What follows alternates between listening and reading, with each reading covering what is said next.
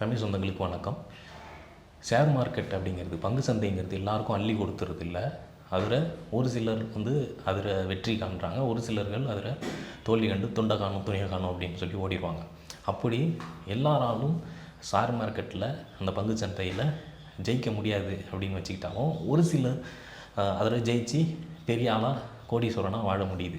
அப்போது அதில் சில கிரகங்களுடைய தன்மை வெளிப்படுது. புதன், ராகு 2ஆம் இடம் தனஸ்தானம். இப்போது 2ஆம் இடத்தோடு அதற்கு நேர் எதிர் 8ஆம் இடமும் அதில் முக்கியம். அந்த 8ஆம் இடம் ஒரு 2ஆம் பட்சம் தான். ஆனால் இந்த புதன் ராகு உங்கள் ஜாதகத்தில் எந்த நிலையில் இருக்குது அப்படிங்கிறதும், 2ஆம் இடம் தனஸ்தானம் இது எந்த நிலையில் இருக்குது அப்படிங்கிறத வச்சுமே உங்களுக்கு ஷேர் மார்க்கெட்டில் எந்த அளவுக்கு வெற்றி காணுவீங்க அல்லது எந்த அளவுக்கு சொத்து சேர்ப்பீங்க ஷேர் மார்க்கெட்டு மூலமாக மட்டும் அப்படிங்கிறது தான் இந்த வீடியோவில் நம்ம பார்க்க போகிறோம். ஷேர் மார்க்கெட்டில் சக்ஸஸ் யாருக்கு? சரியா, இப்போ இந்த மாதிரியான விஷயங்கள் பார்க்கும் பொழுது புதன், ராகு மற்றும் 2ஆம் அதிபதி இந்த நிலைகள் முக்கியமாக ஆராய வேண்டியது இருக்குது. இப்போ இங்கே புதன் ராகு, புதன் லக்னாதிபதியாகவே ஆயிடுறாரு, ராகு கூட சேர்க்கையும் பெற்றிருக்காரு. 2ஆம் அதிபதி யார்? சுக்கிரன். அவள் அங்கேயும் அதுவும் சேர்ந்தே இருக்குது. இப்போ இது கூடுதல் சிறப்பு அப்படின்னு சொல்லலாம்.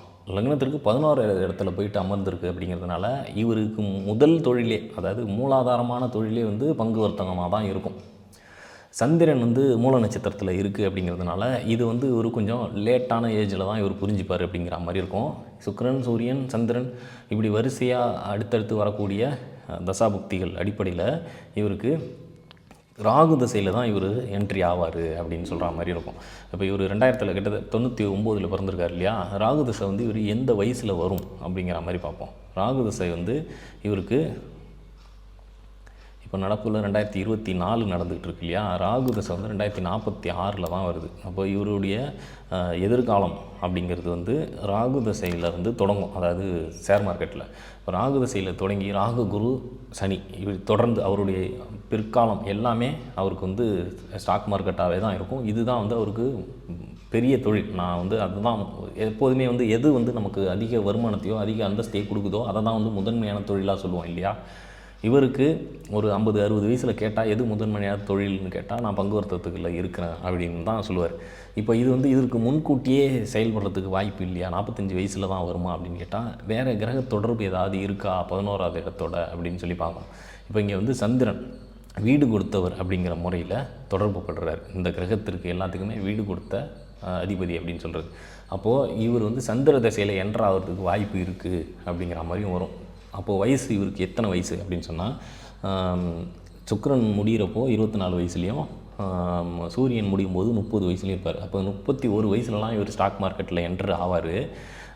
ஒரு 5லேருந்து ஒரு 8 வருஷம் வரைக்கும், 30லேருந்து 38 வயசு வரைக்கும் ஸ்டாக் மார்க்கெட்டில் ஆக்டிவாக இன்வெஸ்ட் பண்ணுவார் அப்படின்னு வச்சுக்கிட்டு இடையில ஒரு பிரேக் எடுப்பார் அல்லது ஏதோ ஒரு காரணத்துக்காக தற்காலிகமாக அதிலிருந்து வெளியில் வருவார். அதாவது செவ்வாய் தசை இவருக்கு ஒரு யோகத்தை கொடுக்கக்கூடிய தன்மையில் இல்லை, அதனால் வெளியில் வருவார். திரும்பி அதை பிரேக் விட்டுட்டு திருப்பி ராகு தசையில் என்ட்ரி ஆவார். அப்போ முழு பலத்தோடு இறங்குறதுனால அதில் பெரிய அளவில் சக்ஸஸ் பார்ப்பார். அப்போ இவர் ஸ்டாக் மார்க்கெட்டை பற்றி எப்போ இறங்குவார்னு கேட்டால் 31 வயசுலேயும், இவர் எப்போ சக்ஸஸ் ரேட்டை பார்ப்பார் அப்படின்னு சொன்னால் 45 வயசுலேருந்து 50 வயசுக்குள்ளேயும் இவர் எடுப்பார் அப்படிங்கிற மாதிரி அமைப்பு இருக்குது.